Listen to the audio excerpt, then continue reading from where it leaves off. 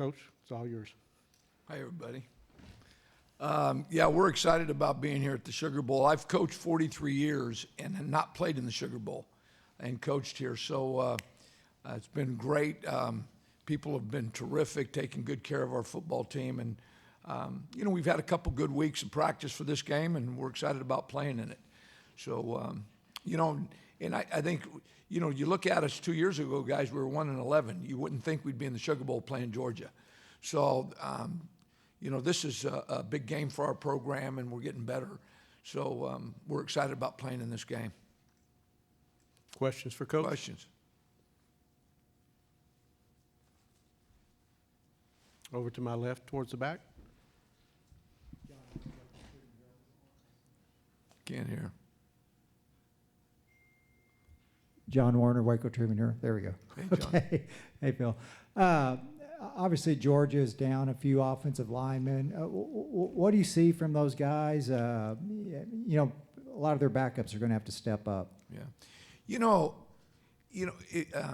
And Kirby's really a good football coach, and he's been through the wars. And it's like we lost our middle backer the sixth game of the season.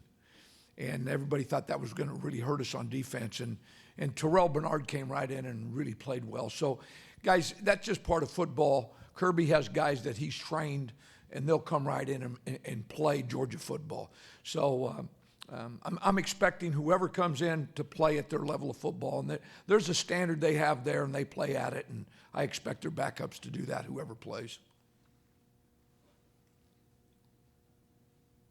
Well, you guys are a lively group.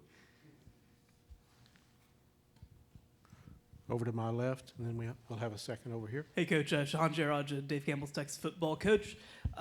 You see so many players sitting out for Georgia, but you mentioned it. This is a big game for Baylor. What kind of opportunity does this stage present for this program? Well, we are building a program, and this is really the 2020 season we're playing. So it's the first game of 2020, right? So. It really, based on what we do in this football game, will be based on how we're ranked next year and a lot of different things, which is, big for our program right now. We're in that stage. Georgia's in a different stage than we are. But for us, where we're ranked going into the season, how people perceive us, all those things are really important to our program. And so how we play in this football game and people watch the Baylor Bear, it will be important to us. And so we're looking forward to playing in the game. Matt Mosley, ESPN Central Texas. What do you tell your guys that are maybe thinking about coming out early? And you've got some guys, James Lynch would be one of them. What kind of feedback do you give them when they come to you and maybe discuss that with you? Well, here's my deal is, I'm not against the portal. I think if coaches can move, players can. If we have an underclassman that's ready to go play in the National Football League, and when I say ready to play, there's a standard that you have to have going into that league if you want to stay in the league a long time. I'll give you an example. How strong you are, how big you are.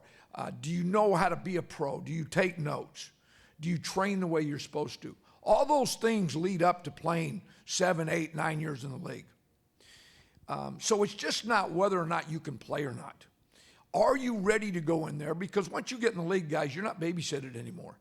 And so whether, the first contract, you'll make some money, but the second one is when you make the big money. And so they've got to be ready to be able to play in that league for a while. And so that's my advice to them. We sit down and I talk to them, are you ready for these things? And I know you can play 3 or 4 years in the league, but how about 8 to 10? How do you do that? And that's what I try to help them with. And then, guys, there's a lot of guys not getting drafted that obviously had decent grades. Or why would they? I think over 100 guys didn't get drafted last year, right? So, not everything's accurate. They can say 4th to 5th round and you not get drafted. So you got to be real smart with everything. So we break it down for them. If it's the right thing to do, we tell them to go do it. If it's the right thing to do. If they're going to get drafted where they're supposed to, if the money's right, all those things, and you're ready for it, go do it. If not, come back.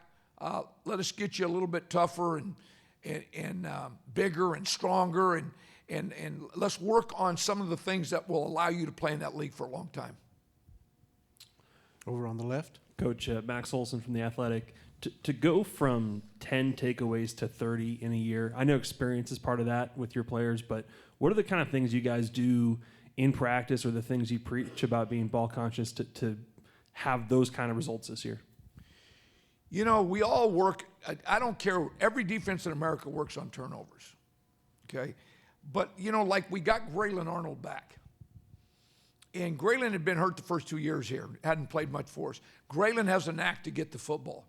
Well, that becomes contagious. He gets a pick, now the next guy wants to get one, and pretty soon everybody's intercepting the football. So I think it's more based on, if you want to get turnovers, recruit people that create turnovers in high school. When I was in the National Football League, if guys didn't intercept the ball in college, you know what? They didn't intercept in the National Football League either. And the same thing for us. I don't recruit a DB that doesn't intercept the football in high school. It's the first thing I watch. People bring me, oh, he can run, he can do all this. Here's a highlight tape, and there's not one interception on it. Well, they're not going to get turnovers, are they? So guys have a knack of stripping the football. They just do. Terrell Bernard has a knack to strip the football. We didn't teach him that. So, you know, there's things that go into that, but the big thing is it contagious? If you get enough guys that like the turnover deal and have a knack for it, then the other guys start to really feed on it. And you know, you can go from 10 to 30, you know, which, you know, I'm proud of that. That's a big jump from 1 year to the next. Over on the right. David Smoke, ESPN Central Texas. You see coordinators being fired and hired and all this change. Is it more difficult, the time it takes for a defensive coach to take hold, than it is an offensive coach? And if yes, why? You know, okay, you know, we had Sean Payton came and talked to our football team a couple of days ago. And you know what he talked to the guys about? Tackling, blocking, doing what you're supposed to, being detailed. That's still the game. So I don't think one side's harder than the other. You know, they said we could not play defense in the Big 12. Well, you can play defense in the Big 12. I mean, the head guy at TCU, every time you say that, he gets madder than heck because they've played good defense. You can play. And the better players you get, the better you play. Now, we did tweak our system a little bit to play in the Big 12, and I think it helped us. There's some things we did that schematically put guys in the right spots and did some things. And, you know, Georgia will try to take advantage of that, too. They'll probably try to run the football against us because we have 8 guys in a 2-point stance that aren't real big. So we'll see if that holds up against, you know, Georgia's offensive line. But no, I think you need good players. You need to put them in the right spot. Guys, look at LSU. I mean, offensively, they've been struggling forever, right? And all of a sudden, they get the mixture of coaches and players together this year, and look what they've done. So it happens at every level. You got to have the right people, the right process, and then the right coaches, and the thing can come together. Does it always come together? No. I've been places where we never got it changed, all right? But I've been in a lot of places where we have. So it depends. Back over on the left. Jerry Hill, Baylor Bear Insider. Coach, you talked about Clay being out or losing him in that 6th game. But for the most part, that was really it. How big was that to keep this defense healthy? I know y'all have had that next man up mentality, but y'all have done a real good job keeping those guys healthy this year. Yeah, we have. But, you know, I'll give you an example. Like, Graylin Arnold missed 2 games, you know, and J.T. Woods came in and played good for him. Chris Miller was targeting, missed a game. So we've had guys that have stepped up. So not everybody has played, you know, the 21, at a 21 star. You know, we say we've had 21 guys not get hurt. And only Clay has been hurt, but that's not true. We've had some guys miss some games for various reasons, and guys step up. But again, it is vital that you keep as many of your starters healthy as possible. The 3 starters that have really helped us are the 3 down guys. You know, those 3 guys are, you know, Roy and Lockhart and Lynch have really helped. You know, those 3 staying healthy have really helped us. And one of the reasons is the guys behind them, a lot of them are freshmen. that are playing. We have one sophomore. So I think those three staying healthy has really helped us. Nick Canizales, KCN. Coach, you touched on those three. You guys set a goal for sacks this season. You guys achieved it, but why have you guys been so successful with just 3 down linemen? Those guys are maulers up front, and you guys have been getting to the quarterback pretty often. Yeah. A lot of three-man front teams are real conservative with the 3 down guys. They're 2 gapping and all that. And that's not really our style of football. So we're a little bit more aggressive with the 3 down guys. But it's a great tribute to Frank Ocam and Joey McGuire, the 2 that coach our D-line, that, we have over, I think it's 23 or 4 sacks with the down line in a 3-man front, which is a lot. And the goal of 40, our players a year ago looked at how many sacks we had and said, Coach, we'll never get to 40. Now, they didn't tell me that until we got to 40, right? They said, Coach, we thought you were nuts.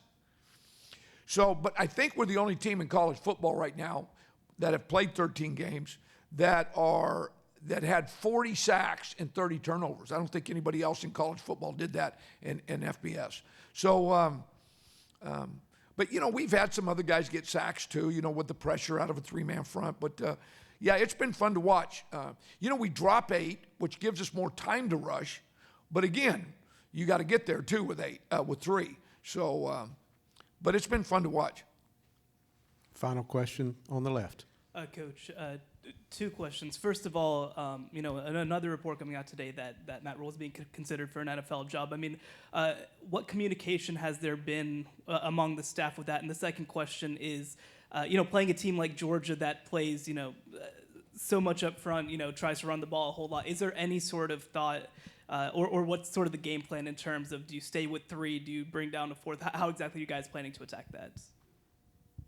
Well, the deal with Coach Rhule, I'd prefer not to talk about that. You talk with him about that and just stay with the football game we're about to play. But, Georgia, we all, if you want to stop the run, we all try to outnumber you in the box, whether you're in a 3-man or a 4-man. They do it. We do it. Everybody does it. So, we'll have more guys in the box sometimes, and hopefully they can block, and so will their defense. So now, when you do that, you better be able to play action pass and hold up outside. So we both have those problems, and that's why we play the game. But that's the chess match. The big thing is, can you disguise what you do? And so they don't know. Fromm calls the whole game at the line of scrimmage. They put a lot on him. I even think he calls the protections. So they put a lot on their quarterback, and so he's really a bright guy. He's fun to watch play quarterback. So we've got our hands full. Thank you, Coach. Is that it? That's it. All right, guys. Thank you.